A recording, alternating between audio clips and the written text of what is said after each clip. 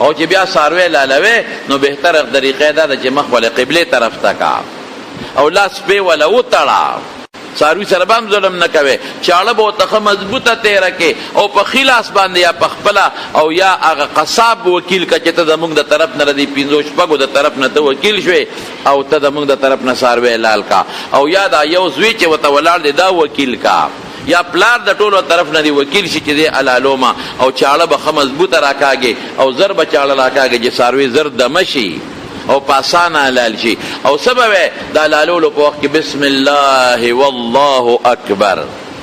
رسول الله مبارک دقه سے فرمایلی بسم الله والله اکبر وصلا او که بسم الله الله اکبر ومګوي کافی دا که صرف بسم الله دی وی کافی دا که صرف الله اکبر دی کافی دا زمون خلق تکبیرات تشریق وی الله اکبر الله اکبر لا اله الا الله والله اکبر الله اکبر ولله الحمد ټیک دی او مستحب ذکر دی خدا د ذبح په وخت کې د دې تکبیراتو د پیغمبر مبارک نه ثبوت نشتا ٹھیک ده کدی اوه نو ذبح دی اوشوا قربانی دی اوشولا ولیکن د ذبح په وخت کې بسم الله والله اکبر دا وایي که اوس اماله یو زنانه دی یو خور ده الله دې ډیره زیاته خوشاله کی ببار ملکی ده نو هغه کله کله مسلو ته پوسونه کوي نو وختي امانه د مسلې ته پوسو کو او راته وی زه بیان اورم ارجو ما اوري دا غیر ته پوس تاسو ته چې کم سړی ډیر مالدار دی لکه یو سړی سره یو 2 کروڑ روپے دی یو 9 کروڑ روپے دی نو دا به یو قربانی کوي که 2 به کوي 3 به کوي یا یو انسان د اربونو مالک دی یا یو زنانه ده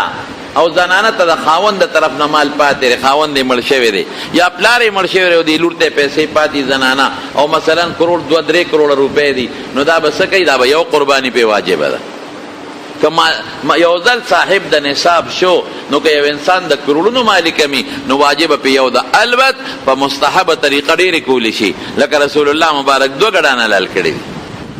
یو واجب دی او یو زیاتی نو که یو انسان کوي نو یو د په طریقه د واجب وکي یو د نفلیو کی بلدم نفلیو کی خو خپل ده هغه اوکړه خا کوي نه کړي څه ګناه پینشتا او زه خو یو پکې رسول الله صلی الله علیه وسلم نه پاره وکي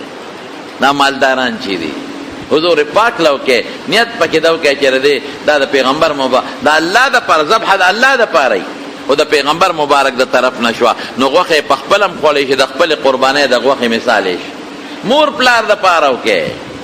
ذبح د الله پنوم او مور پلار د پاره وکي دا د پلار د پاره کوم دا د مور د پاره کوم پلار مور د وفات شوی دی نو دا د غوی د پاره کومه وکا چې مور پلار ته ثواب ورسیږي چې کوم مالدار خلک نو په یو ګډ اکتفا مکوي ټیک د واجب یو دی خو زیاتم کول شي رکوټ ساروی مغشته شي ما د طویل چې عمر 2 کال او غټ ساروی مغشته شي او پر رکوټ ګډ چيلي کې یو قرباني کې ګوري 2 پکې نه کېږي او په میخه کې او په کټا کټي او په غوي کې او کسان شریکې دي شي کړه کوټي و په غټ وینو پکې کا شریکې دي شي بعض خلک وي 3 او 4 شریکې دي شي پر کوټي ساروی کې یعنی کټي کې یا په رکوټي سخي کې چې 2 کال نه چې 2 کالو ته عمر ورسید دوم شریکی دی شي په یو ملالی دی شي په دریوم کې دی شي په سلورو په 5 په شپږو په ووم کې دی شي دا پکې څه خاص فرق نشته دی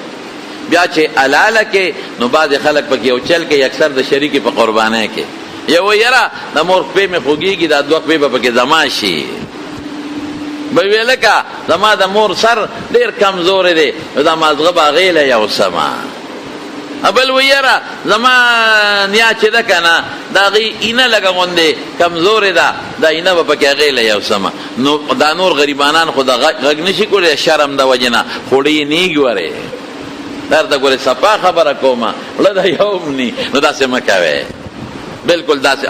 کله ټولو زړوي او دا خپې د سره د یو کس نو بیا ټیک ده کله ټولو زړوي او دا سر به د کسره یو کس لورکو نو بیا ټیک ده کله ټولو د زړه نوي او چې لکه دینه به د سر یو کس لورکو نو دا بیا ټیک ده خو ما ته پته چې زړه ني درته صفا خبره کومه دا ما اوریدلې دي یو کس د سر خپې یوړې وې دا ما د نیا خپې خوږي راکا چې هغه یوړې نور وې وې دوس ال دي وې دا مونږ نه انیسته ته وې دا هغه خپې نه خوږي ابل ویلې زمونږ د مور په نه خوږیږي زه مې دا وسکه قصه دې تباہ او برباد کړل نو دا لې نیګ وره نو ار یو شی اوه ځایه که اووی سی وي که څلور وي نو ار یو شی څلور ځایه کا او ښه په طریقې څلور اووه ځایه کا. او زمونږ پښتانه بیا ډېر زبردست کار کوي، یو ماشوم ته وایي مخه خوا کا، اواز وکړه دا د چا دا د چا، ګېډو ګیلروب کار پکې وشي. ښه په تله باندې تقسیم وکړه او خشته مزېدار هسې چې کوم پکې زوره وړي هغه د قیمې خشته غوښه مخه خپل طرف ته ور واچوي، دا کور ته یوسه او هغه هډوکي مډوکي بشیر جان ته ور په غاړه کړي چې دا ستا غوښه ډېره ده، هډوکي دې کم دي او ته پکې دا هډوکي وخورې. ګوره داسې پروګرام دی که نه چې تاسو څاروی واخېسته ټول وروڼو په شریکه واخېسته، یو کس پکې پیسې زیاتې ورکړې نورې کمې ورکړې.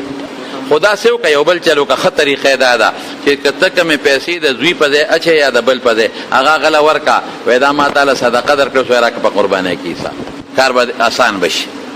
نو زما وروڼو بیا چې کله حلال کې غوښه دا شوه، سرمن قصاب له په قصابۍ کې ورنه کې د سرمن قاسم سر خوړلی دی چې د خدای شان دی چې د قربانۍ ورځې چې سرمنې ارزانې شي. دی مولیانو ته د خلکو چل جوړ کړی لکه دا سرمنې مولیانو له ورکول، نو هغه پروس کالو کابل کالو، نو هغه سرمنې خو چا نه اخېستې بلکل مولا لی راوړه. استاد یې وایي دا سرمن والا وي مور دې پکې ونغاړه، مور دې پکې ونغاړه چې نور کله قیمت کو نو په خپله به دې خرڅوله، ماله دې نه راوړه او چې اوس پیسې نه کوي ما پسې راځغلی وایي مور دې پکې ونغاړه.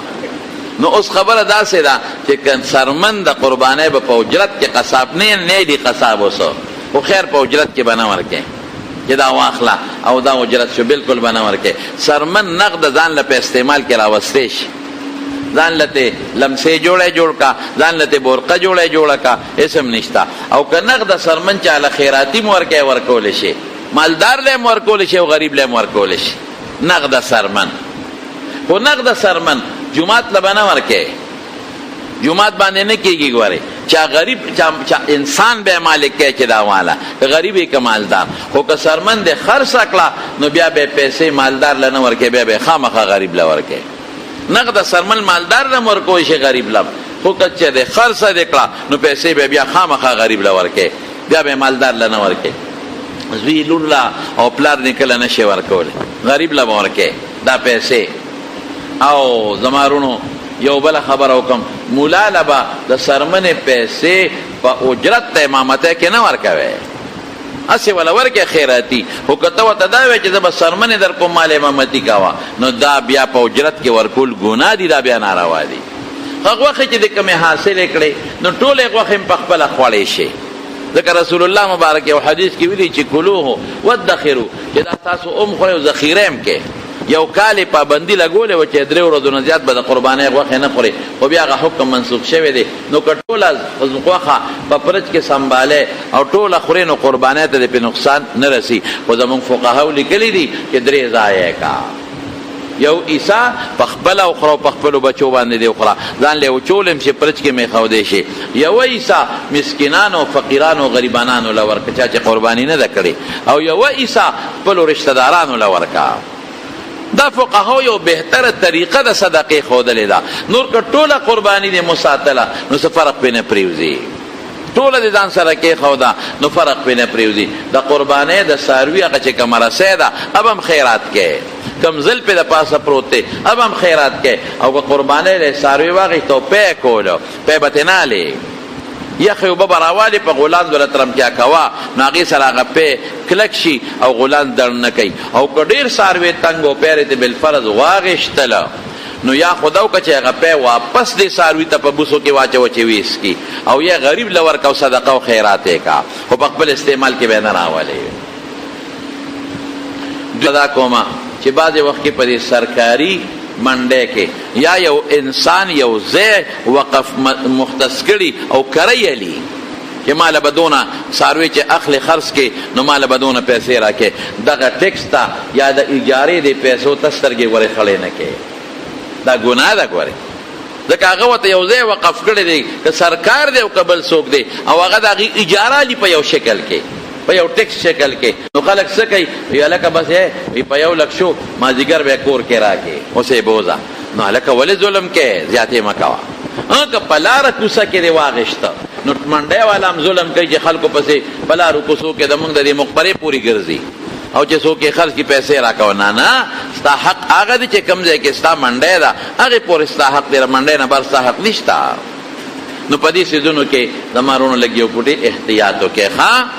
او د الله د رضا دپاره وکړئ، نیت د غوښو مه کوئ. او دا په کال کې یو ورځ را روانه ده، نو دا ورځ باندې دا قرباني وکړئ، په دې 3 ورځو کې الله پې خوشحاله کړئ. بل تاسو ته ما د روجو ویلي که ستاسو یادي،